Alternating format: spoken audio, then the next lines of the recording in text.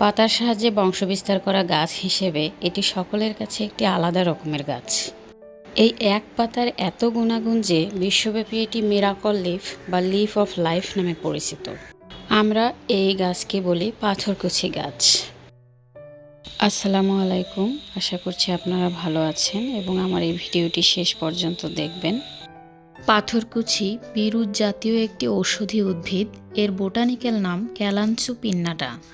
যেসব ঔষধি গাছ প্রাচীনকাল থেকে চিকিৎসা ক্ষেত্রে ব্যবহার হয়ে আসছে তার মধ্যে পাথরকুচি অন্যতম।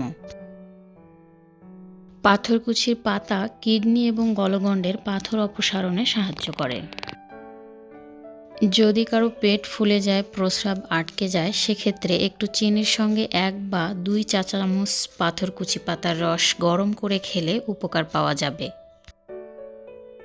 মৃগী রোগাক্রান্ত হওয়ার সময় পাথরকুচি পাতার রস 2 বা 10 ফোঁটা করে মুখে দিলে তা যদি পেটে যায় তাহলে তাৎক্ষণিক রোগের উপশম হয়।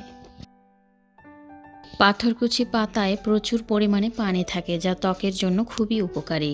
পাথরকুচি পাতার রসের সঙ্গে গোলমরিচ মিশিয়ে পান করলে পাইলস বা অশ্বরোগের উপশম হয়।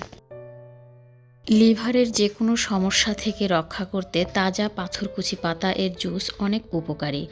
উচ্চ রক্তচাপ নিয়ন্ত্রণে এবং মূত্রনালীর সমস্যার সমাধানে পাথরকুচি পাতা অনেক কার্যকর। 2 চামচ পাথরকুচি পাতার রস আধা কাপ গরম পানিতে মিশিয়ে দুবেলা খেলে শরীরের জ্বালা পোড়ার উপশম হয়। পাথরকুচি গাছ চাষ করা অনেক সহজ। প্রথমে গাছের পাতা ছিঁড়ে মাটির নিচে হালকা করে পুঁতে দিতে হবে। কয়েকদিনের মধ্যেই দেখবেন সেখানে চারা গজিয়ে গেছে। এছাড়া ডালের সাহায্যেও এই গাছ বংশবৃদ্ধি করে। আর একবার যদি আপনি এই গাছ লাগান তাহলে দেখবেন যে গাছের চারপাশে হাজার হাজার চারা গজিয়ে গেছে।